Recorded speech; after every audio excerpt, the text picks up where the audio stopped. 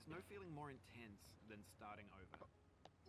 If you deleted your homework the day before it was due, as I have, or if you left your wallet at home and you have to go back after spending an hour in the commute.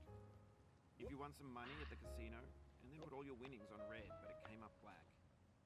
If you got your best shirt dry cleaned before a wedding and then immediately dropped food on it. If you won an argument with a friend and then later discovered that they just returned to their original view. Starting over is harder than starting. Understand if you have to take a break at any point. Just find a safe place to stop and quit the game. Don't worry, I'll save your progress, always, even your mistakes. This game is a homage to a free game that came out in 2002, titled Sexy Hiking.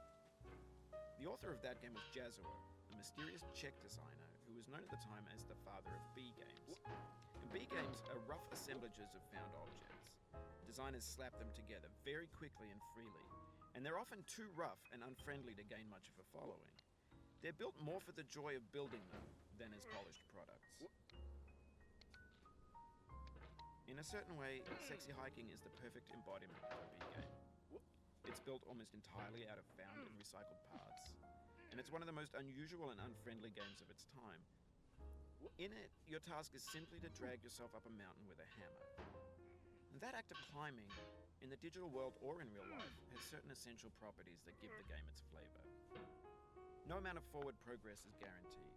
Some cliffs are too sheer or too slippery, and the player is constantly, unremittingly in danger of falling and losing everything. Anyway, when you start Sexy Hiking, you're standing next to this dead tree that blocks the way to the entire rest of the game. It might take you an hour to get over that tree, and a lot of people never got past it. You prod and you poke at it, exploring the limits of your reach and your strength, trying to find a way up and over. And there's a sense of truth in that lack of compromise. Most obstacles in video game worlds are fake. You can be completely confident in your ability to get through them once you have the correct method or the correct equipment or just by spending enough time. In that sense, every pixelated obstacle in Sexy Hiking is real. The obstacles in Sexy Hiking are unyielding, and that makes the game uniquely frustrating. But I'm not sure Jazuo intended to make a frustrating game. The frustration is just essential to the act of climbing, and it's authentic to the process of building a game about climbing. A funny thing happened to me as I was building this mountain. I'd have an idea for a new obstacle, and I'd build it, test it, and it would usually turn out to be unreasonably hard. But I couldn't bring myself to make it easier. It already felt like my inability to get past the new obstacle was my fault as a player rather than as a builder. Imaginary mountains build themselves from our efforts to climb them, and it's our repeated attempts to reach the summit that turns those mountains into something real. When you're building a video game world, you're building with ideas, and that can be like working with quickset cement. You mold your ideas into a certain shape that can be played with, and in the process of playing with them, they begin to harden and set until they're immutable, like rock. And at that point, you can't change the world, not without breaking it into pieces and starting fresh with new ideas. For years now, people have been predicting that games would soon be made out of prefabricated objects, bought in a store and assembled into a world. And for the most part, that hasn't happened, because the objects in the stores are trash. I don't mean they look bad or that they're badly made, although a lot of them are. I mean they're trash in the way that food becomes trash as soon as you put it in the sink. Things are made to be consumed and used in a certain context, and once the moment is gone, they transform into garbage. In the context of technology, those moments pass by in seconds.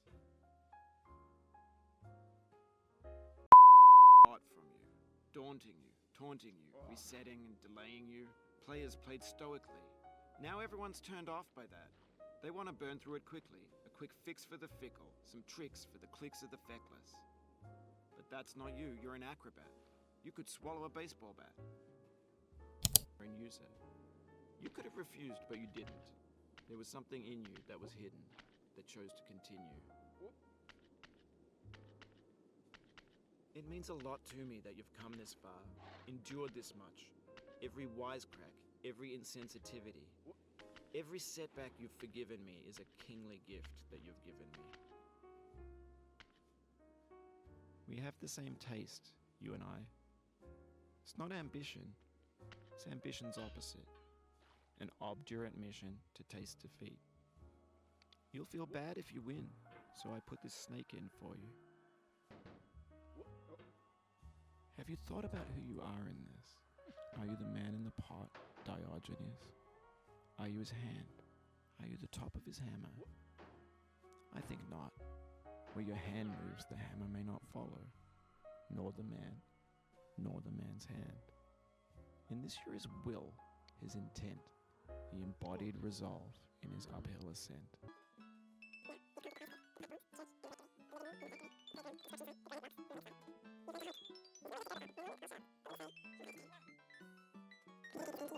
The one who came this far, I give it to you